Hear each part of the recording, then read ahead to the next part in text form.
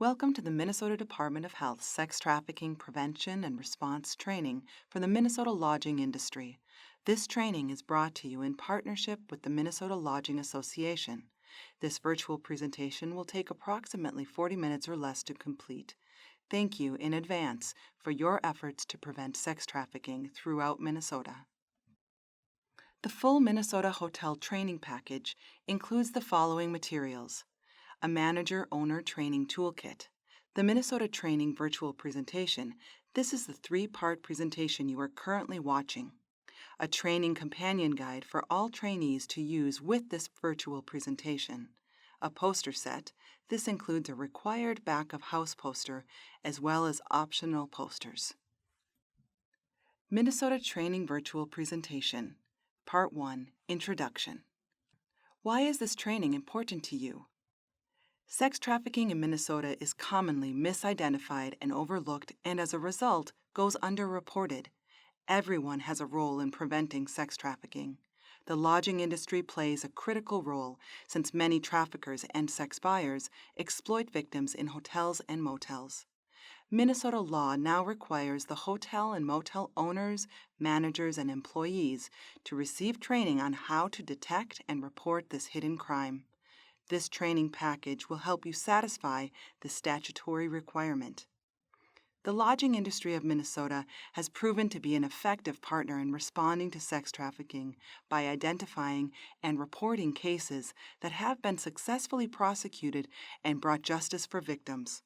Human trafficking is a human rights violation, and by learning how to recognize the signs of sex trafficking and knowing how to respond to suspected trafficking, the lodging industry can help prevent the harm it causes. Creating safe establishments is not only good for business, it's also the right thing to do. Sex trafficking occurs all over Minnesota. In recent years, we have seen more hotels and motels responding to sex trafficking on their premises. These are some recent headlines from around the state. KIMT News reports Rochester police investigating human trafficking at hotel.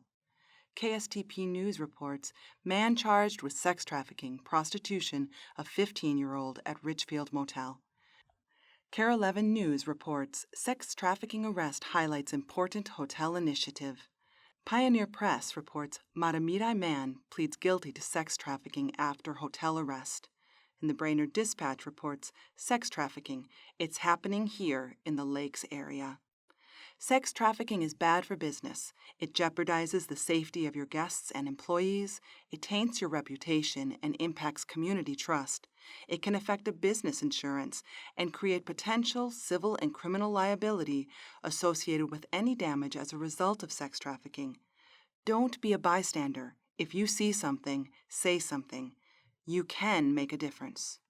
By the end of this training, you will be able to explain what sex trafficking is, recognize potential victims of sex trafficking, identify activities commonly associated with sex trafficking, and know how to effectively respond to trafficking situations, including how to report suspected trafficking to proper law enforcement officials. What is human trafficking? Human trafficking involves individuals profiting from the exploitation of others. Human trafficking basically means making someone engage in a compelled service, often including labor or sex. Human trafficking can be both labor and sex trafficking. In Minnesota, sex trafficking is the receiving, recruiting, enticing, harboring, providing, or obtaining by any means an individual to aid in the prostitution of that individual. In its essence, sex trafficking is the buying or selling of a person for sex when a third person, often identified as a pimp, is making a profit. It is important to note that the legal definition of sex trafficking in Minnesota differs from that of the federal definition in that a trafficker can use any means, not just force, fraud, or coercion, to bring a victim into the trafficking situation. This means that we should think more broadly about what might be a trafficking situation and not only look for signs that a victim is being obviously forced into the situation. Minnesota Training Virtual Presentation. Part 2, Video. You will now view a 15-minute video that will help you understand sex trafficking and your role in preventing and responding to suspected trafficking. One of the groups that I think that can really be an important part of all this is really all of you who are on the front lines working in hotels, because what we see from a lot of these police reports is typically we see young girls who are being bought and sold online, and typically those situations end up at a hotel motel in our community. Hi, I'm Ramsey County Attorney John Choi, and I want to welcome you to this very important training involving the hotel-motel industry in the state of Minnesota to combat sex trafficking of children in our state. This is a great, unique opportunity between law enforcement and the industry that you work in to make our hotels and motels in Roseville and all across the country a safer place. We can work together to get this industry out of our hotels. Sex trafficking is a human rights violation that occurs throughout the world, including the U.S. It also occurs throughout communities in Minnesota. While the majority of victims are women and girls, boys and men can be trafficked as well. And it's not just international boys and girls that are being trafficked.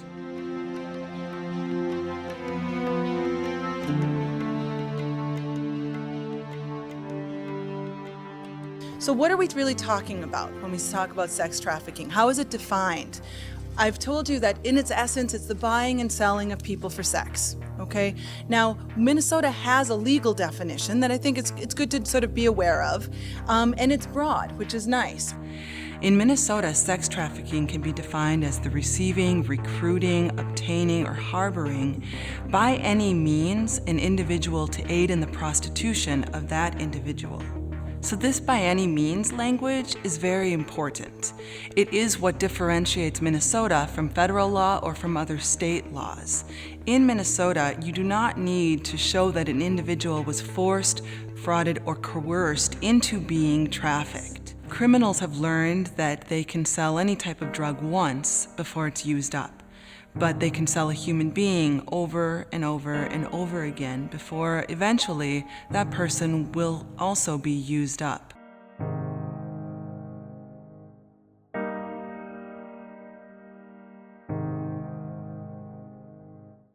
The truth is, the reality is, anybody from any community, from any socioeconomic status or education level, any type of family or background is susceptible to this type of victimization. I was kind of tricked into it. I figured, I didn't get to do a lot of things like prom and all those things that teenage girls get to do, so I always worked and maintained for me and my son. So when the opportunity presented itself to actually travel out of town, I was excited about it, and once I got out of town, I got forced to do it. I had anger issues. I didn't so much act them out, but I had anger. I was mad at the world at a very young age. But my mom held us together.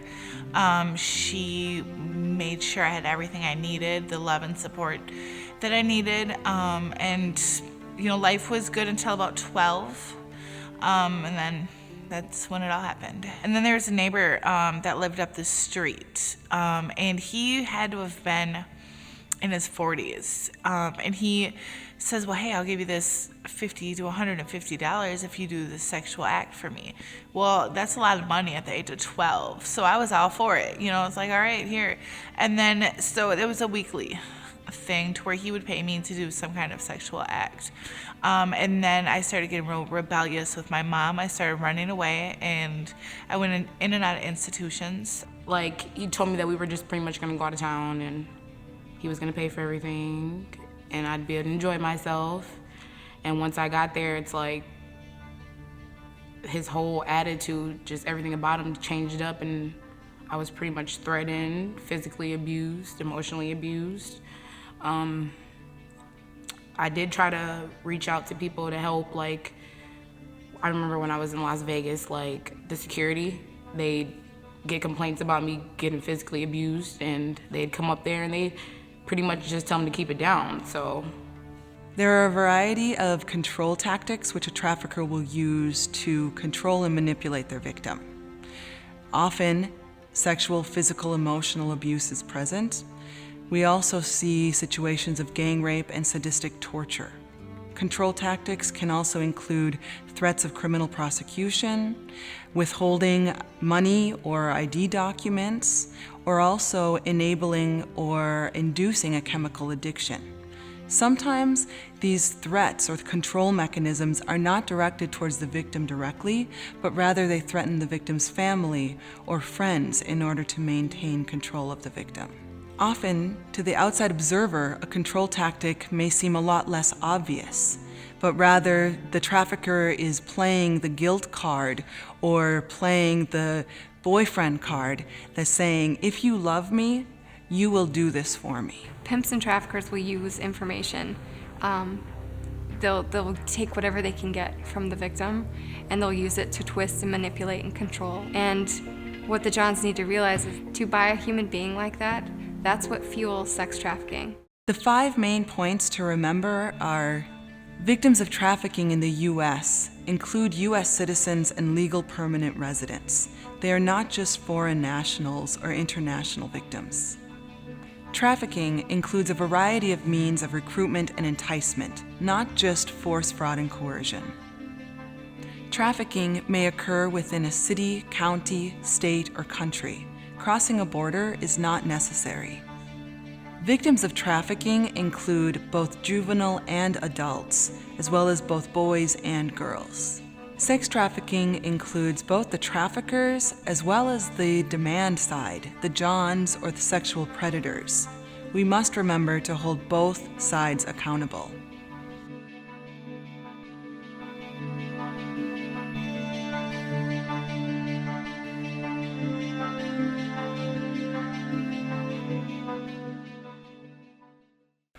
What we're looking for is asking those in the motel and hotel industry to see what goes on in their hotels. We all know, and you know what happens in your hotel on a Monday or a Sunday or a Tuesday afternoon or after a football game.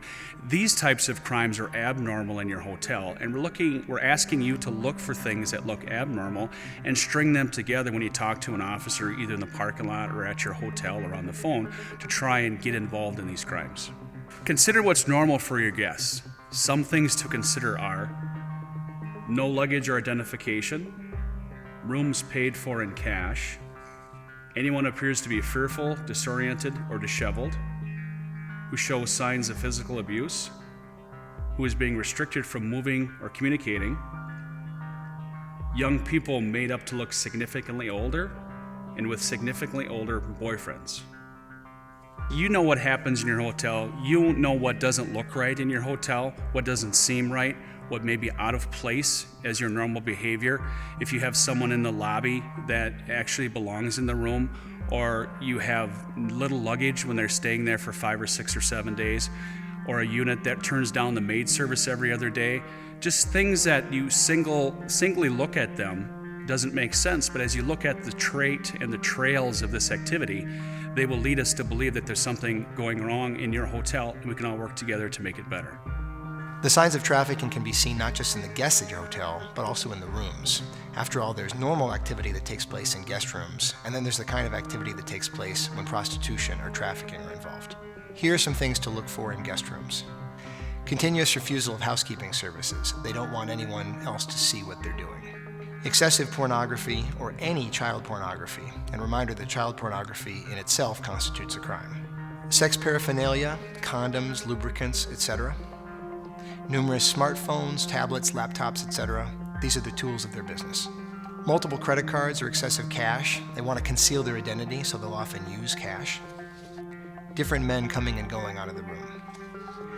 Again, any one of these signs may not indicate that trafficking is present, but they may in combination. If you see something, say something. Finally, consider what's normal for common areas. These areas are key because the pimp or trafficker may leave his victim alone when they're with the customer. They may go so far as to solicit customers who are in the common area, and customers may wait in the common area for time with the victim. Individuals loitering or soliciting in common areas, such as parking lots, lobby, hallways, etc. Buyers of sex often have to wait their turn with the victim, and when they do get their turn with the victim, they may enter through a side door to avoid a security camera.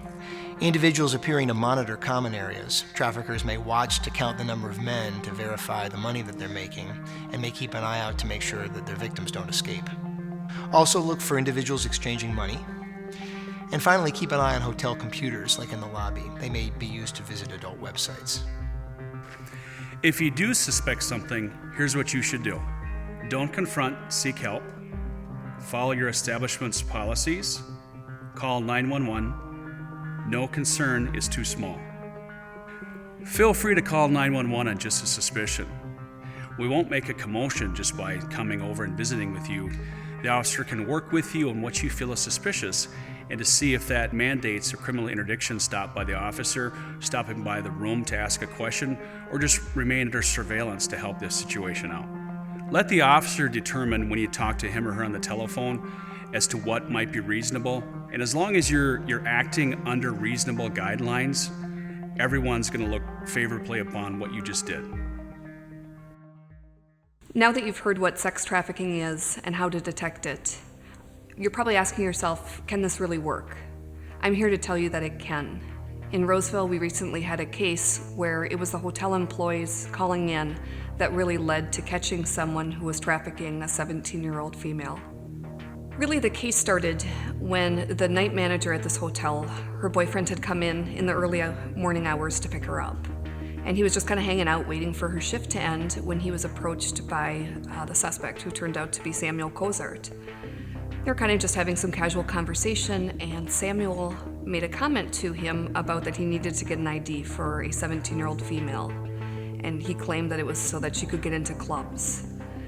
After he left, the comment just didn't sit well with this night manager's boyfriend, so he went and told his girlfriend about what he had heard, and they started doing some checking. And they ran hotel checks and saw that he had stayed there before. And there was kind of this pattern: he'd stay for a couple nights, leave, and then come back for a couple more days. They also ran some Google searches on the internet, just some basic searches, and what they found was that his name and numbers were associated with some Backpages ads.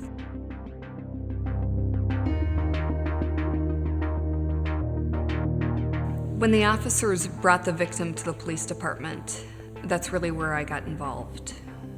She was turned over to the detectives, and I was the one who initially interviewed her. When I started the interview with her, she was very defensive, very matter of fact. There was just kind of a wall. She talked about how she got to where she was that day. She had been from a small town in southern Minnesota and ended up hooked on drugs. She started talking about that before the officers got there, she was on her way to her 5th job in 24 hours, her 5th prostitution job in 24 hours. And it was all of a sudden like things clicked, that she realized what she had just said. I mean, this was 5 times that she had been out doing these kind of jobs in the last 24 hours.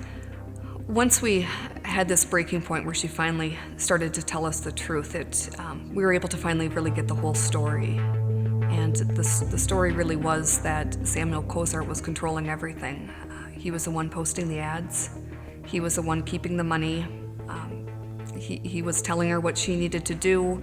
She really had no control. And he was driving her to a lot of the jobs. We found out that they had traveled out of state. Just were able to really get to the truth of what had happened. Really, the success of this case comes down to the hotel employee and her boyfriend that called, that decided they needed to do something. They had that gut feeling that something wasn't right. They did some of their own follow-up, their own investigation, and then they did what they needed to do. They called the police. Had they not done that, Samuel Cozart probably wouldn't be in prison right now, and who knows where this victim would be. This case really came down to these employees recognizing something's not right. And more importantly, saying, you know what, we need to do something about it. We're not going to just turn the other way. We're going to call the police. That's the right thing to do. Thank you for intervening. Thank you for being vigilant. Thank you for getting involved. Thank you for being our eyes and ears. Thank you for caring. Thank you for protecting the children of Minnesota. Thank you.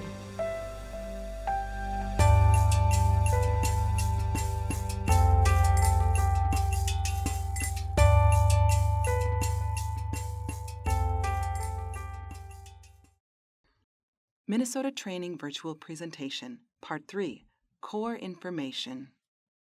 Who are the victims of sex trafficking? Victims can be any age, gender, race, or ethnicity. There are certain risk factors that can make someone more vulnerable to being trafficked. People may be more at risk to be trafficked if they have a mental health issue and/or a chemical dependency, or a physical or mental disability, if they are young, homeless, lesbian, gay, bisexual, or transgender, if they lack immigration status, if they are in trouble with the law, are runaways, and/or experience poverty. A general lack of resources, such as financial resources, education, family support, can also make people more vulnerable to being manipulated and exploited by traffickers and buyers. Key indicators consistent with sex trafficking victims. Some key indicators that a person is a possible victim of sex trafficking include: a victim might appear fearful, anxious, tense, submissive, or nervous. They might show signs of physical abuse, restraint, and/or confinement.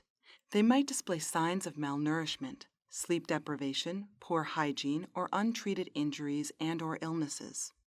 They might appear to be constantly monitored by people they are with, or appear unable to move freely around the hotel. A victim may have no identification, or they might not have control over their identification or money. They may seem to dress inappropriately for their age, weather conditions, or the setting. They may have a few personal belongings, such as luggage, or may be carrying their belongings in plastic bags. They may appear to be in the company of older males or females, or have a significantly older boyfriend or girlfriend. It is really important to note that any one of these signs alone may not indicate sex trafficking, but in combination, they should raise a suspicion that someone might be being victimized. If you are looking only for someone who seems forced or abused, you might miss something. Some victims may appear completely calm and may not display any of the indicators we just talked about. Who are the traffickers? Traffickers can be anyone. They are master manipulators who are skilled at gaining the trust of victims and preying on their vulnerabilities to recruit them into the trafficking situation.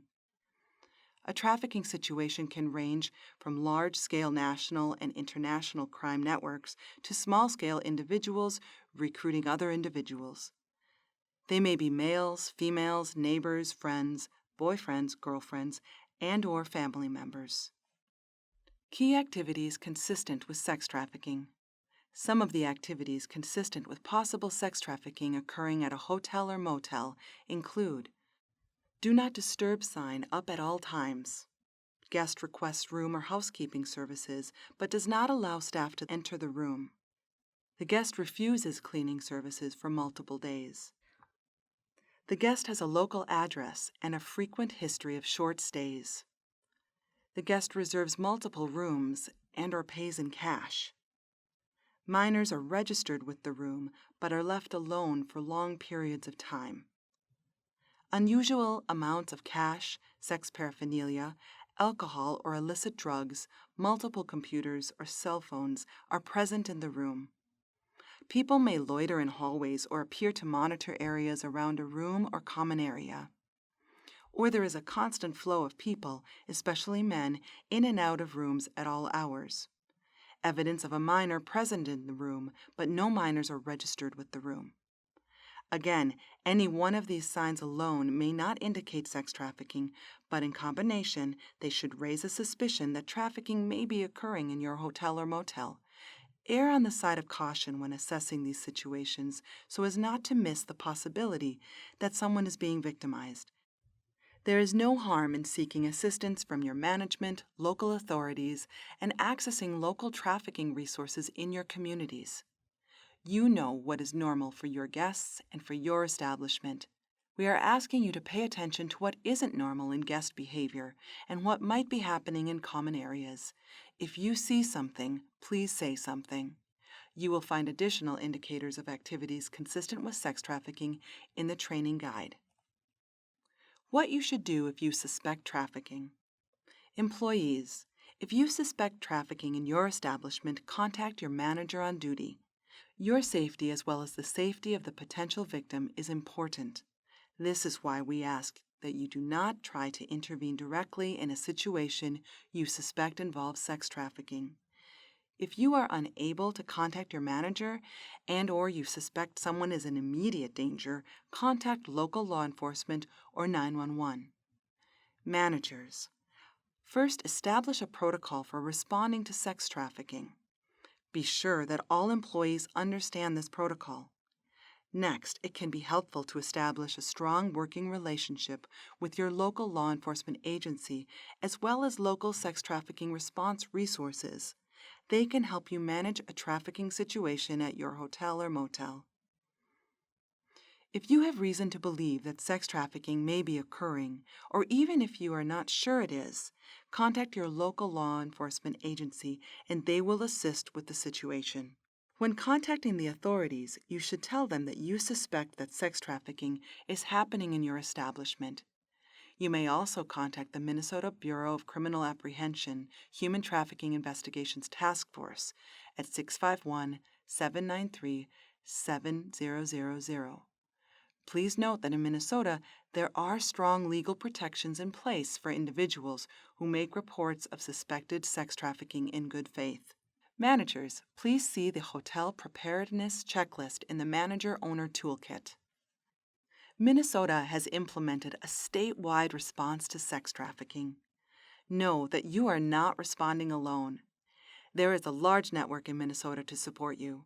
The Minnesota Safe Harbor program is here to help managers and employees respond to sex trafficking.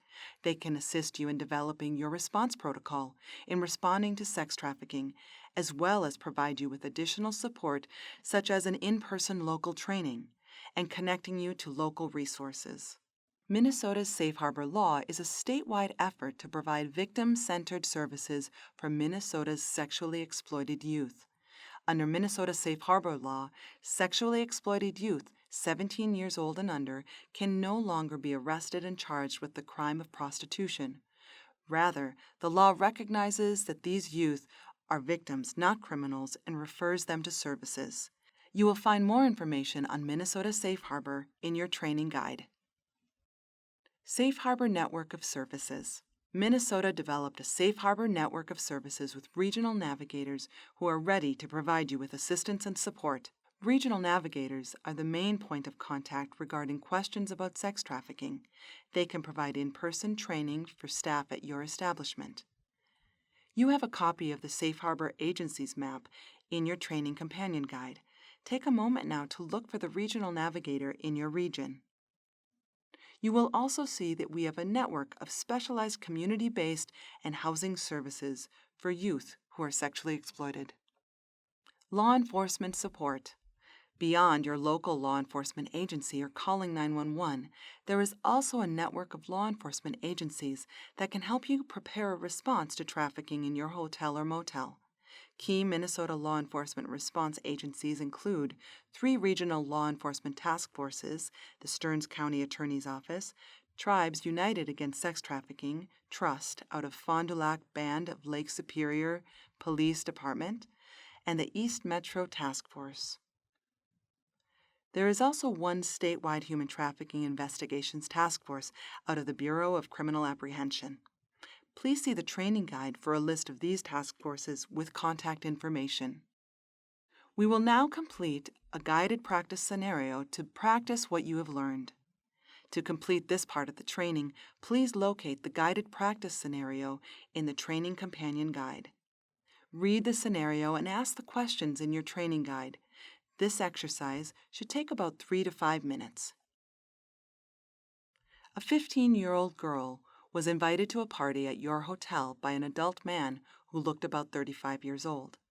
Once at the hotel, the man asked for a room by an exit, paid cash, and took the girl to the room. A different man who looked about 60 years old almost ran into a maintenance person as he hurried towards the room with his head down. A couple of people saw a number of men go in and out of this room over the next 24 hours. The man who paid for the room ordered fresh linen and towels 3 different times during this period of time, but would not allow motel staff into the room. At one point, housekeeping staff saw the girl in the hallway at the beverage machine with the man. She looked very tired and scared and wouldn't look at the staff. A day later, the girl was seen quickly approaching the front desk. The man was soon behind her, put his arm around her shoulders, and together they headed back down the hallway. Now please answer the 3 questions in the guided practice of your training guide. You may pause this presentation for a few minutes to complete the 3 questions, and then we can resume this training. Question 1. Please check the possible indicators that, when combined, make this a suspected trafficking situation. Question 2. What should your response be to this situation? Question 3. Let's say that in addition to what you already know about the situation, you come upon the girl in the lobby bathroom, and she's throwing up, she looks like she's just been beaten up, and is very dazed. How should you respond? Question 1. Answer. All of the following are indicators for sex trafficking in this scenario. Male guest asked for a room by the exit and paid in cash. The young female guest is accompanied by an older male guest. A number of men were seen entering and exiting the room. Guest requested new linens 3 times but would not allow the staff to enter the room. The young female guest appeared tired and scared and would not make eye contact with staff.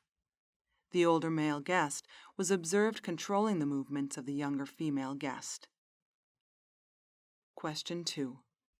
The answer is D. You should immediately contact the manager on duty and follow his or her directions. Ideally, your hotel has a protocol established for you to follow. If your manager is not available, then contact your local law enforcement agency or 911 and tell them that you have a possible sex trafficking situation happening at your establishment. Question 3. The answer is C. Immediately contact 911 or local law enforcement to come to the hotel or motel right away. Then contact the manager on duty and try to stay with the girl until help arrives.